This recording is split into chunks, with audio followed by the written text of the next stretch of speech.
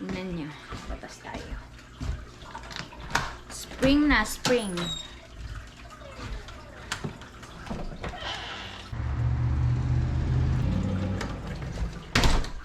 So, buhay natin ngayon, update. So, kung nagbabalak ka, pumunta rito sa Canada at kung ang skills mo ay isa kang plumber, nako, teka. Yung niluluto natin. Kung isa kang plumber, guys, sa Pilipinas, kung may hiring dyan sa mga legit agency, dyan sa atin, sa Pilipinas, try mo applyan, guys. Alam mo ba kung bakit? Grabe ang isang oras. Teka lang ha. Ihaluin ko lang tong niluluto natin. Para makapag-concentrate. Ayan, no. Nawalan kami ng tubig nung last Thursday. So, Friday, last Thursday wala talaga kaming tubig. And then Friday wala pa rin. So, hindi na ako pumasok nung Friday kasi nga inaasikaso ko yung So, tawag dito, tawag doon sa mga plumber saka sa city. Dito sa para ayusin nila tong problema namin. So, ngayon, nag-hire tayo ng 2 plumbers, guys. Yung isang plumber, hindi tayo chinarge. Kasi wala naman silang ginawa, wala naman silang as in, wala silang hinawakan or ginalaw. So, parang nag-assume lang sila. Kaya na naman daw ako ng another plumber. Baka, so try natin tong si ito. So, yun nga. Then, nag-suggest tong taga-city na magpalit daw ng bagong valve. Dumating yung ating resibo galing sa plumber na yon na nagpalit ng valve. And then, hindi lang doon nagtatapos yung problema. Nag-hire na naman tayo ng iba pang company. Sasakyan yung truck niya. Yung nag-susupply ng hot water. Kasi frozen daw yung nasa ilalim. So, sinubukan nila yun. Isang oras din nila na tinutunaw yung nasa loob. Yung pinaka-deep talaga. 10 feet daw yata ang lalim. Then, ang nangyari, pagkatapos nun, di nagkaroon na ng tubig. Pero parang ihi lang. Ang nangyari, 24/7 bukas yung mga gripo. So, kahapon, buti na lang, tumawag yung insurance company. At ang magbabayad pala ng tubig, libre kami ng tubig until May. Ang sabi, until May na hayaan lang namin bukas yung gripo. So, yung sa plumber, guys, imagine mo, isang oras niya, ha? Isang oras na binabayaran niya, guys, ay yung lang niya. 120 per hour. 120 per hour. Isang oras lang siya. Ganun po kasi Tapos, pag skilled. Tapos, yung materials, yung valve na binili niya is, cost $20. Skilled worker kasi sila. Tapos, yung truck charge, may truck charge pa siya. Yung sakyan niya is $25. Yan. Tapos, yung tax, $9. O mga nasa $10. So, umabot na ng... 100. Yung 120, umabot na ng 183. Actually sabi niya 250 daw ang charge talaga niyan.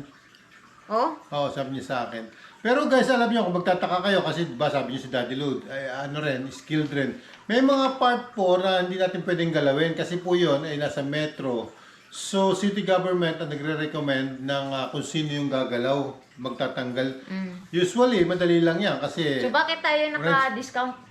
Range pipe lang. Ay, nakita niya ako kanina kasi sabi niya, pogi ka pala. Discount. So, kung isang plumber ka, guys, or carpenter ka, or yung barbero ka, oh my goodness. Oh my goodness. Subukan mong makarating dito sa Canada at grabe ang per hora nyo. Oh my God. Mas mahal pa sa materialis ang per hora nyo, guys. Ganon talaga. So, ang lang yan is mga ganyan, mga at least high school graduate, mga certificate, vocational certificate, diba? TESDA is the key. Ayan, si Daddy Lo, skilled yan, welder. Magkano ang niyan? 50 per hora yan. Watch out kayo, guys, kasi dito sa channel na to, or kay Daddy Lo channel, kasi napakaraming kukunin namin ngayon. Nag-i-start na kami, napakarami namin kukunin guys sa refinery to. Nako. Kasi mag-i-expand yung company nila. Nag-expand na. Nakatayo na? Nag-expand na, oo. Nagtutuloy na kami. Meron na kami ngayong naka-internal hiring na kami. So, tingnan mo naman, pakita ko. Hindi ako nagbibiro, hindi ako gumagawa ng Tingnan mo yung niya. Tago ko lang yung information ko.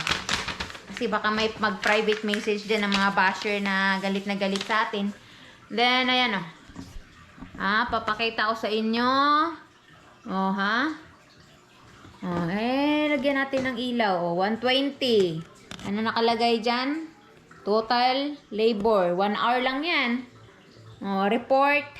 No water. Replace main water valve. Yun lang. Then guys, pagkain natin ngayon dito, aswang. Atay. Inihong atay. By Daddy Lou. Hindi na makakapanood sa'yo yung mga basher mo pag YouTube ba yan? Sa YouTube?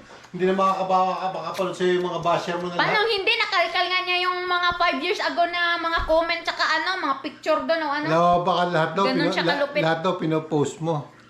Ay, why? Watch out nyo guys, kasi mag-aan talaga kami nito magkakaroon kami na talaga If you don't know the definition of being a vlogger, as a vlogger, then shut up. Magkakaroon kami nito ng napakagandang scene. Talagang ito. Guys. X-rated. Atay, sarap. Hindi siya malansa ngayon.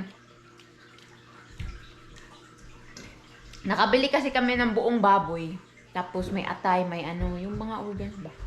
Alam mo nung inihaw ko, lansa. Ayan na, kain na, please! You can eat na. Where's my... Oh, right. 2 days nang hindi nakapasok yan, guys. Nagpa-recover nasa recovery pa lang siya. Yung tummy niya. Imagine mo, nasa Canada, nagkakaroon ng ulcer. What is this? Liver. Huh. That's good. Oh, no, it's not. Why? That's like metal. Tastes like metal. Liver daw tastes like metal.